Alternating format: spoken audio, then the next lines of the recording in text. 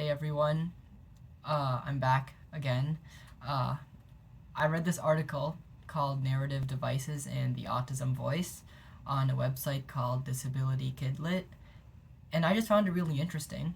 And there's a few things I want to share about it because I feel like it raised a lot of valid points about how autistic characters are being written, and more importantly, how they narrate um, the characters navigating the world around them.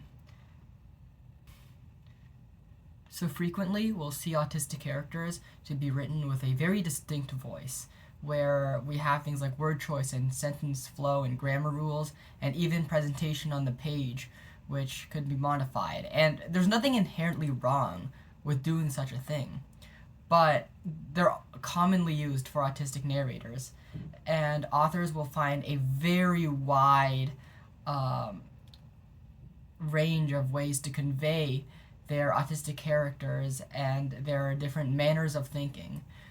For example, in Marcello in the Real World, it's narrated with this curiously distant, clinical, kind of Dr. Manhattan kind of voice. And in the reinvention of Edison Thomas, there are regular interjections of facts from the autistic character's random access memory. And in Rain Rain, it has a artificial-ish voice where homophones and numbers are sometimes just interjected into the text. And don't get me wrong, there are some good things about it. Like, it can make the book more enjoyable to read because the narrator has quirks. Like, you want to know what happens next, how differently they'll describe something compared to how, I guess, more conventional narration would describe something. And it's unique and it can say a lot about the character. Um, but this also gets me into some issues that I have with this that was also brought up by this article. It starts to become a problem when this unique style of narration says so much about the character that this character is defined by their prose, by the way they narrate the story. See, this unique prose it usually isn't related to a character's situation or personality, but instead it's about the character's autism. It's kind of like, oh, a character is autistic, therefore they need to narrate the story differently.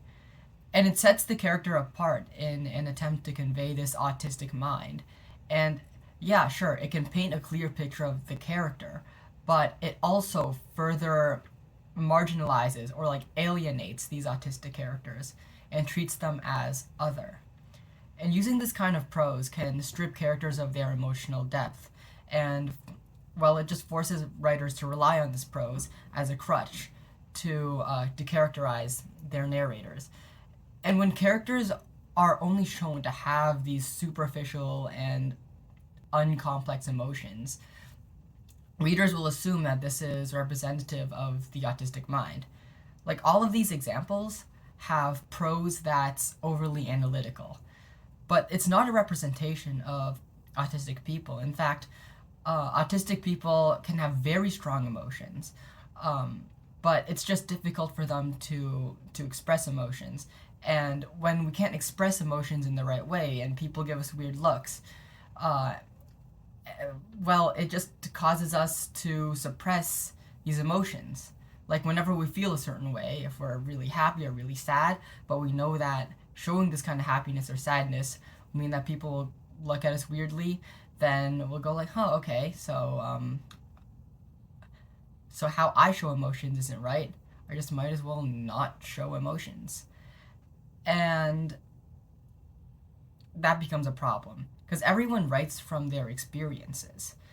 If people's experiences with autistic people are autistic people suppressing their emotions, then that's the kind of representation that gets manifested on the page. We get stiff wooden boards of autistic people, autistic characters who never show emotion, not because they don't feel any emotion. They do feel emotion, they just don't know how to show it. but people don't know they don't know how to show it because they just don't show it at all. And so it's just a vicious cycle. There's neurotypical people who create their own depictions of autistic characters, and then autistic people get the idea that this is how autistic people act, so this is how they're supposed to act.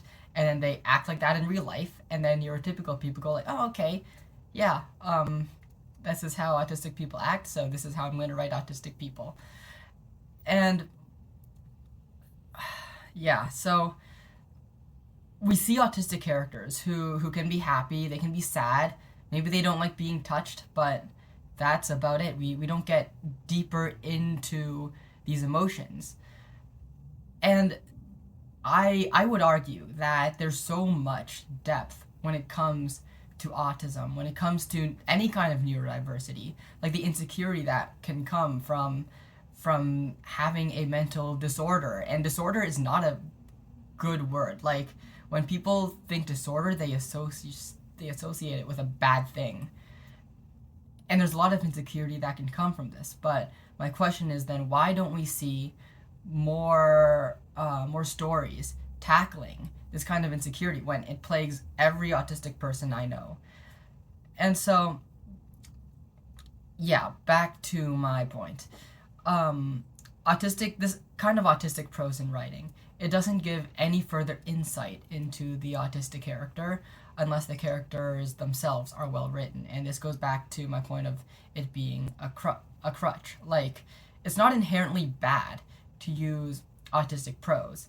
Like, if you take the prose away, there still needs to be a strong character with a realistic motivation and a compelling story overall. But the issue is that it's just too common with autistic characters. It's more of an issue with the trends of the genre, which causes people to get the false idea that, okay, so we see a lot of autistic narrators narrate things like this, and I think all autistic people just see the world this weirdly with this kind of weird prose, when that's not true. Um, and the most ironic thing is that this autistic prose, which is the unintentionally, by the way, I don't think people try to be ableist, but it just unintentionally is very damaging. Um, it's actually the highest, well, it garners a lot of praise from reviewers, and normally when people review an autistic book and they see how the voice is different, and they go like, oh man, this is unique, I like it, so I'm going to say good things about it. And so when people say good things about a certain thing, then other people try to copy that, and then what we get is more and more stories with autistic narrators using funny prose to narrate their stories. And then at that point, you just don't really have a character anymore. You just have someone who talks funny, and readers happen to like that. So this is my issue with autistic prose. I don't think it's inherently bad, but I think it's just the direction that the genre is going in. I don't think it's intentionally malicious, but at the same time, it's just such an internalized, I guess, part of this neurodiversity writing thing that is starting to become a larger and larger problem as more books featuring autistic characters are being published. And yeah, that's all I have to say for today. Have a good day, everyone.